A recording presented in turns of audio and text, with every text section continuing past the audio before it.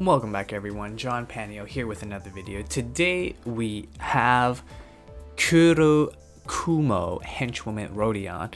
We'll be taking a look at her and I'll be giving you guys my first impressions of this character. From what I've heard, she is very strong standalone and she's also very strong paired up with bleed units like Kurokumo, Honglu, and also 3-star Ryoshu. So overall, very strong unit. If we take a look at her base stats, she's actually on a slightly tankier side with more HP. She has 172 HP. She's on the slower end though. She's got a speed of 2 to 5, a defense of 33, which is mediocre. She's ineffective to slash, normal pierce damage, and takes fatal to blunt. Her first skill is Sharpened Blade. It is a base of 5 with +6. It's got 1 coin flip, so it can go up to 11 potentially, and if it lands on heads, she gains 4 poise. Her second skill is a Scattering Slash. It's a base of 6 with +3 with 2 coin flips, so it can go up to potentially 12. And on use, you gain 1 poise count. And if each attack lands, you gain 2 poise and 2 bleed per stack for the first hit, and 3 poise, 3 bleed for the second hit. Her skill 3 is Sky Clearing Cut. It's a base of 7 with +16 with 1 coin flip, so it can go all the way up to 23.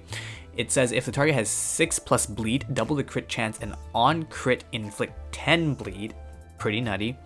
Her defensive skill is just a regular counter. On use, you gain 1 protection, which is okay. And her passive is Dark Cloud Blade. 2 gloom at 5 poise or 5+ poise.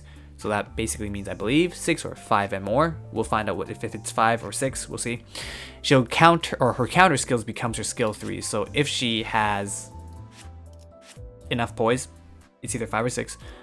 Her defense becomes Sky Clear Cutting. So you could potentially be able to chain a lot of defense skills together to just wumble this if your passive is up.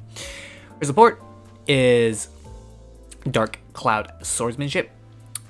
At 4 gloom, 1 ally with the lowest speed deals +10 slash damage. Kind of conditional, obviously. You need to have a unit with low speed or the lowest speed with slash damage. So this essentially only synergizes well with a team that's like all slash, which is not always a great thing, but depends on the content. So let's take her right into the dungeon and see how she performs. So this is the team we're going to be using. We're going to be using our 2-star level 15 Honglu versus a 3-star Rodion. We'll have everyone obviously attack in this battle this time because I find that it's probably best for me to show everyone attacking, and at the end of the battle we'll be able to see the damage charge to see who can pump out essentially the most damage. We're going to try to have everyone on as even as a playing field as possible, but what it's going to be is we'll be comparing our level 15 Honglu's damage 2-star to our level 30 up tier 3 Rodion. So we are going to blaze through this. Ideally we're going to do like our strongest damage skills first, but sometimes we're not always going to get, so we're going to try to keep it as comparable as possible, but it looks like win rate is probably going to be the easiest way to go through with this. With Rodion, I do believe that when paired up with Honglu, they are very strong, especially when it comes to abnormality battle.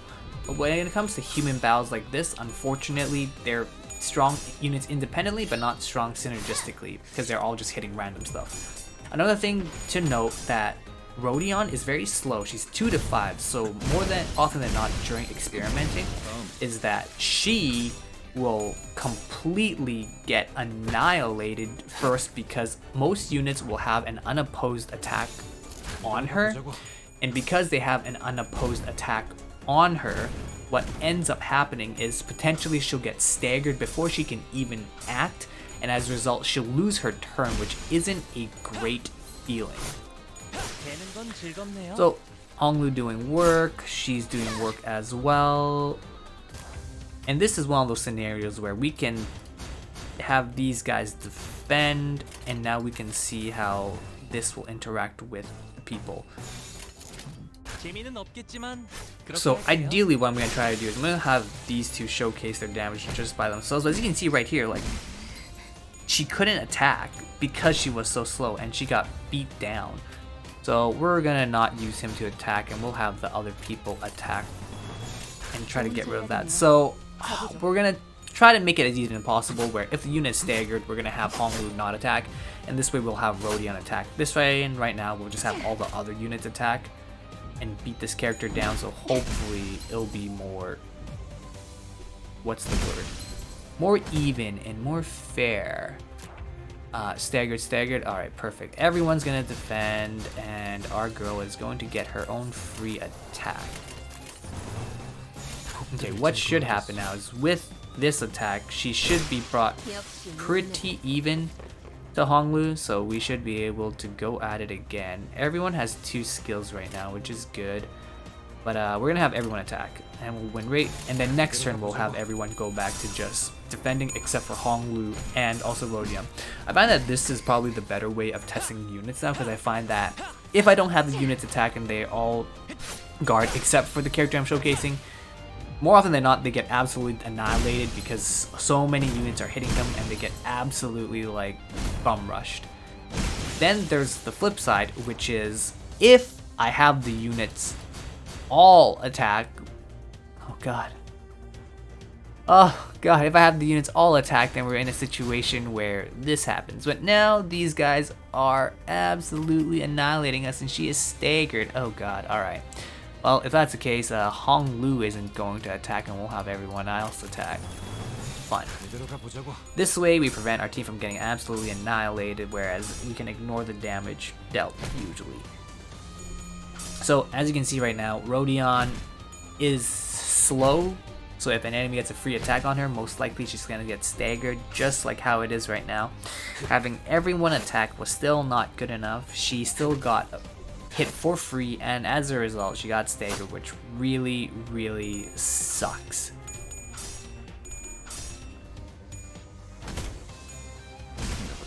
Gregor's putting in work. I think Gregor might have even more most damage by the end of this. We'll see. So everyone's staggered. Let's have defend, and 2 hits. So we'll just defend this one. Cloud burst through, strong hit, regular hit, defend, and we'll go through. Okay, 55.